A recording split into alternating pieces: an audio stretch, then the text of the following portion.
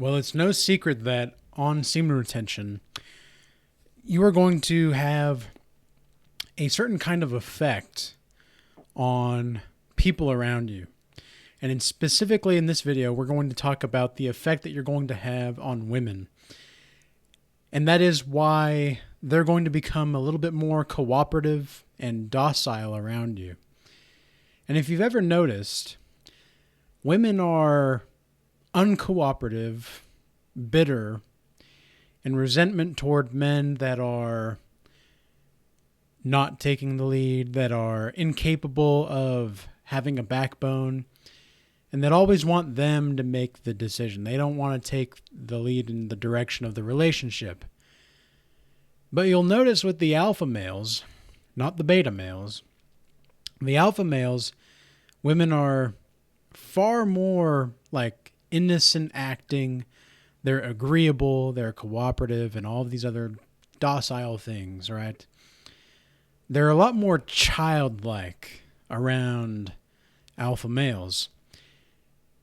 And when I got on semen retention, over the course of like a month, I already saw a huge, significant increase in the amount of attention I was getting.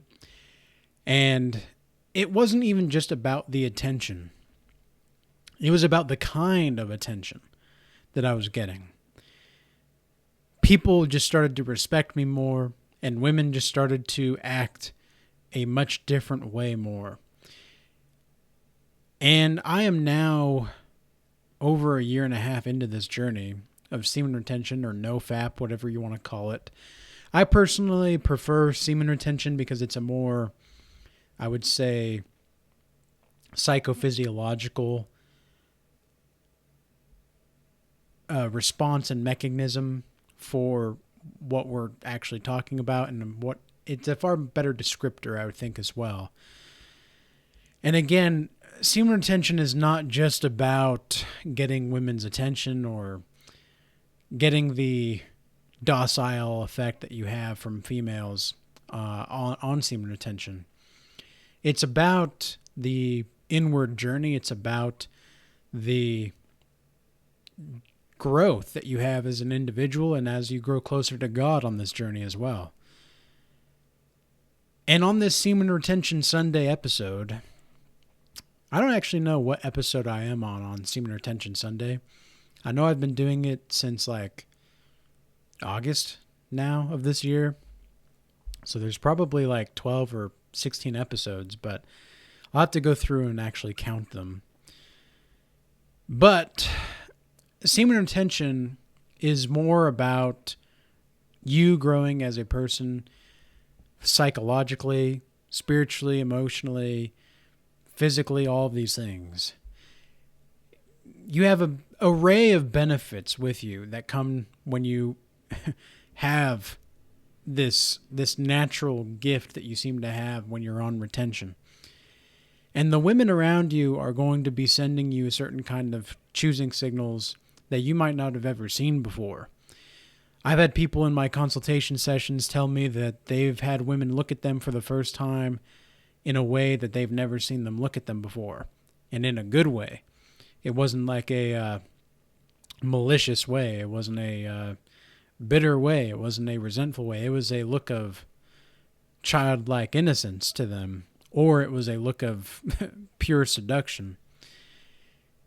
And make no mistake, women don't want you to actually be coerced into having a sexual relationship when they're the instigator of it. They want you to play the game with them. And this is going to be ultimately what is attractive. You are playing the game, knowing the game. You are just someone that understands and gets who they are. That's what they really want. They want to be heard, they want to feel seen, and they want to feel acknowledged. But they want to feel acknowledged by you, the person that is retaining, the person that is holding in their seed, the person that is a man's man, but is also good with talking to women. And yes, knowing how to talk to women is important, but what's more important is learning how to talk to a woman as a person. Women respond, in my experience, very well to respect. However, it's the good women that respond really well to respect. The ones that do not respond well to respect, and it's almost like I have to say to some of them, not actually, but it's almost like I have to say, I insist on treating you with value and respect, and if you're not going to do the same for me, then I'm out.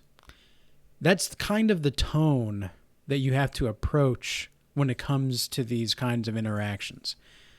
You have to embrace that kind of tonality in your voice, that kind of tonality in your presence. Everything about you is going to be, I would say, radiating that kind of mind frame and that kind of abundance mentality that you have. And it's also going to be about purifying your heart. And when you approach and talk to women with a purified heart, which is something that you'll get on Semen Retention, you'll notice that there's again, that childlike innocence comes out. You make women feel a lot more comfortable because you are, they just inadvertently are aware that you are disciplined in some different kind of way. They may not understand what exactly it is. They just know that something about you is different in a different kind of way. And I've had women tell me this multiple times, specifically on my Semen Retention journey. And they've told me things like, I knew you were different in a good way. Or it's like, yeah, you're kind of weird, but you're weird in a good way. And those kinds of things, that when you get told things like that multiple times from multiple different kinds of people, specifically women in this case that we're talking about, you start to understand that something you're doing is right. Something about the way that you're interacting is right. And it's more about just treating the woman that you're with as a person. You are just treating them as a person. And on Semen Retention, it's a lot easier to see through that because you're not looking with a lens of lust. You're not looking with a lens of how big is her breasts or how big is her ass. You're not looking at that kind of perception when you look at a woman. Instead, what you're asking yourself is, well, how does she fit into my life? What kind of personality traits does she exhibit that would fit well with my life? Would she fit into my life? If so, what would that look like?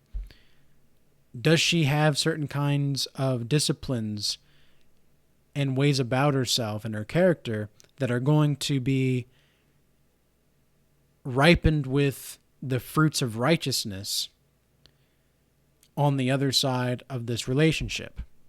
Is there any kind of proclivity that she has to talk to multiple men at a time, or how because us men are territorial, right? We are very territorial.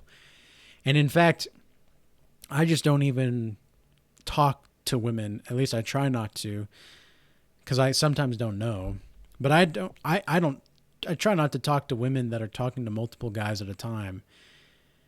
And of course, I understand the day and age that we live in. I'm not stupid. I'm not ignorant. However, I am more so trying to hold the line, and I'm in the spiritual trenches, so to speak, for the rest of us men out here.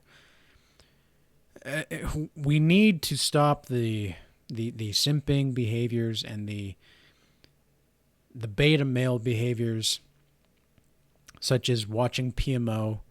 These are, I understand, and believe me when I say that it's very difficult. It's a process to get off of PMO.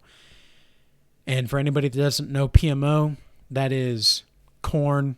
I'm not going to say the actual word, but corn, masturbation, and orgasm.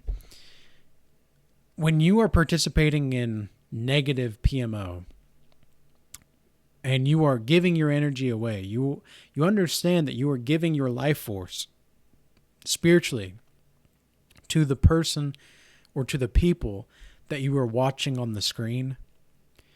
Like, do you understand that? Because this whole world is spiritual, right? And I know this may sound like pseudoscience. I'm aware that this may sound like pseudoscience, but it's really not. And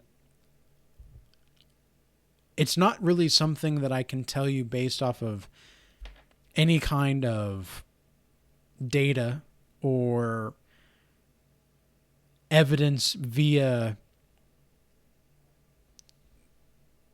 I would say, like tests, like these scientific tests. There's no way that I can prove that because there's no tests done in this kind of way. So I can only tell you based off of empirical experience. And not all science can be empirical. I understand that as well. But this is going to be something that you're more so going to have to see for yourself in order to understand. And so the only way to know then is to try it, right? Just try it. If you've gotten this far into the video and you are not kind of a no-fac or a semen retention person, I would urge you and encourage you also to try it for at least 14 days. If you can go 14 days without PMO, I guarantee you will find something different about you.